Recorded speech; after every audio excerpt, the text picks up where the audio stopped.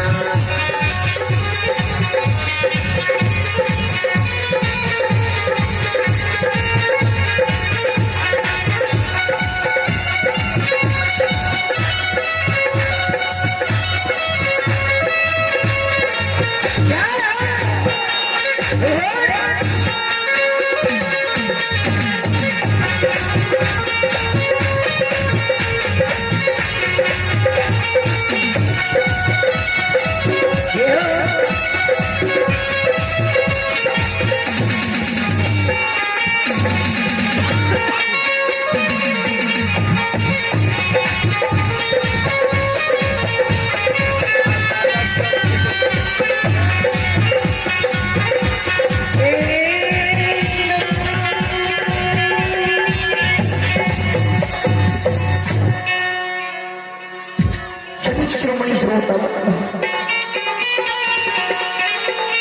जय गंगा जय शिव में परमात्मा हमारा दुख दले रहे वही शिव में तो हमारा सुख के पकड़ चल गई रहे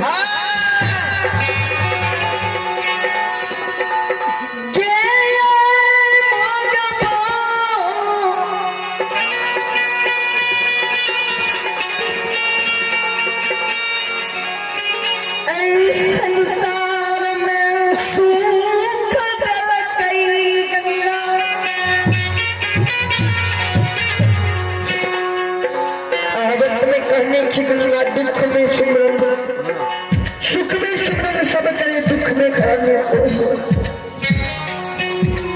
माँ गंगा एक लोटा छजल लाई सोना की थाली सोना की लोटा में बाबा तपसी के हिलात करे के लिए गंगा नदी किनारे में माँ गंगा खाड़ रह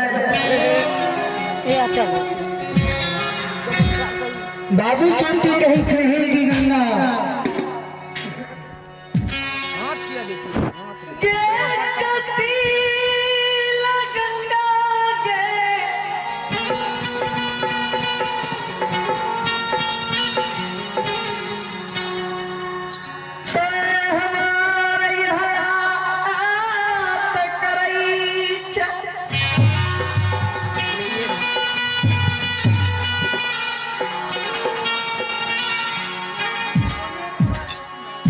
गंगा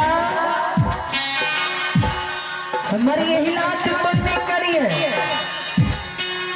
हम तो हर मेहमान में बनबो तो हर मेहमान गंगा के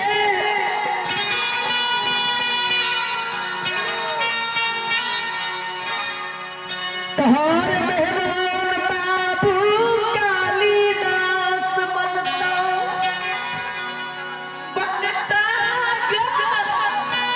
हे गे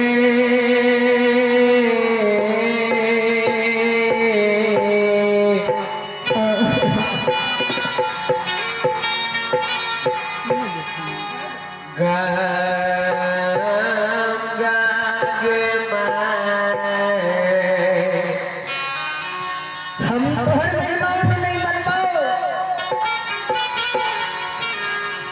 बाबू ज्योति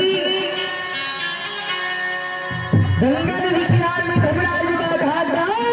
धर्मराज बाबा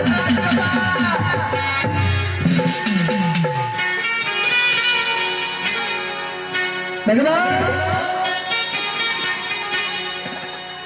तपस्या धर्मराज बाबा सुनैया गंगा नदी किनारे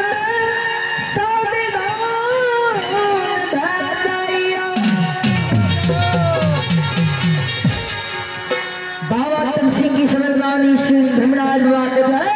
तपसी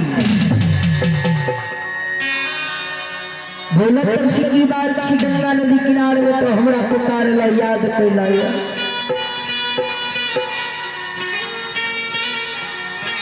कल की सरकार एक एक कौली सबसे पहले गंगा नदी किनारे में तोरा सल्लल्लाहु जब तक कल पूरे तब तक पापी पूर्ण जन्म भूम स्थान जेवा नहीं तो घूर के कटली चली जेवा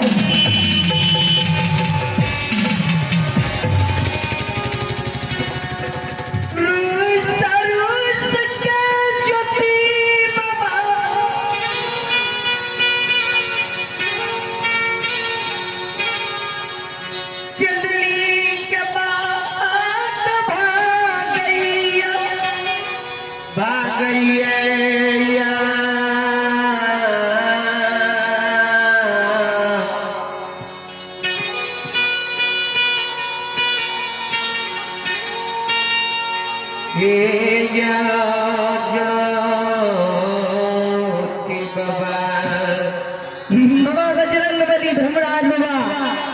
आगू से घरे छे तपसी राजा किया तो इसके भागे से शांत रह तपसी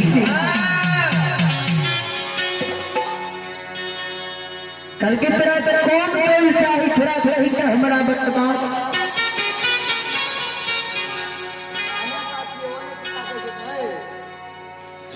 कल के मांगा तपसी कौन कौन तुम मांगे छो कल के भगवान यहाँ गंगा नदी किनारे में से दारू कुछ कम खाने लगा दारू कुछ के खुचरा बना कर वही गंगा नदी बीच नदी में पैसा है खुचरा के भाग में गंगा जल के भरवा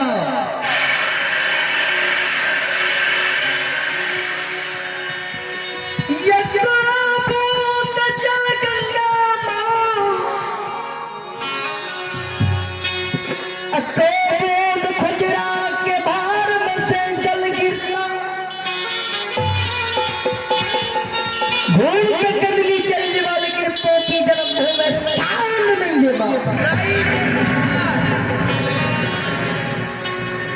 कल के तमसी जा जाता है या नदी किनारे के इतना पर से डायब कुछ तो उखाड़ ला खुचरात के भार में वे खुचरात के भार में निर्मल गंगा के तुम भर ला हम कह दिए तुम जल में खुचरात के भार में से नहीं गिरता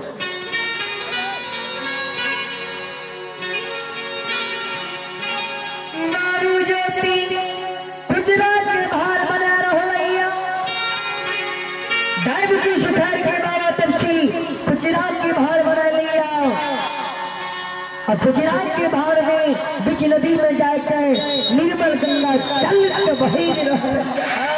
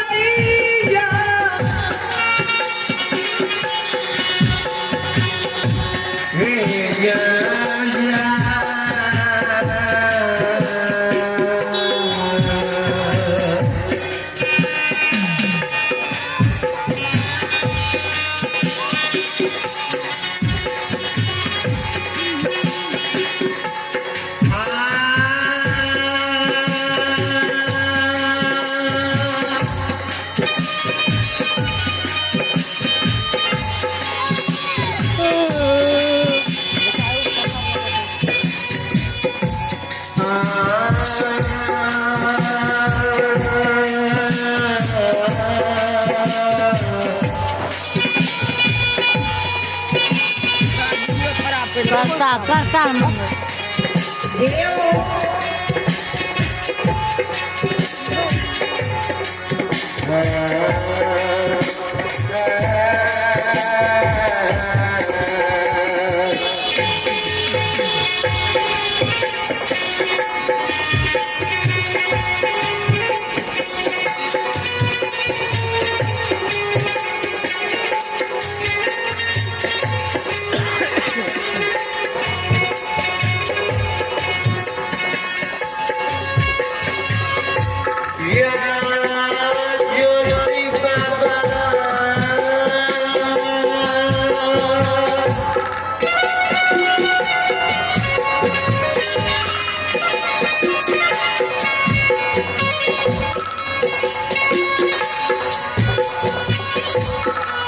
आगे कूद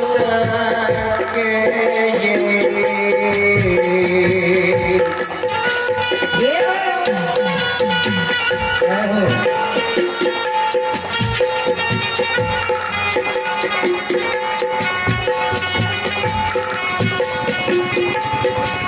आगे ससुरा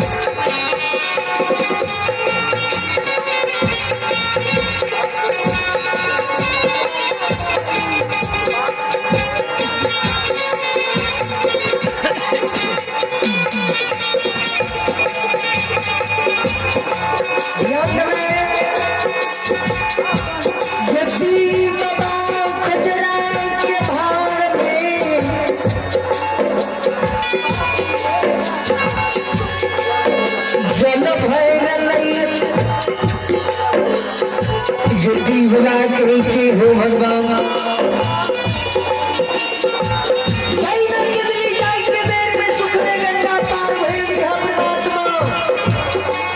आंसू फैले हो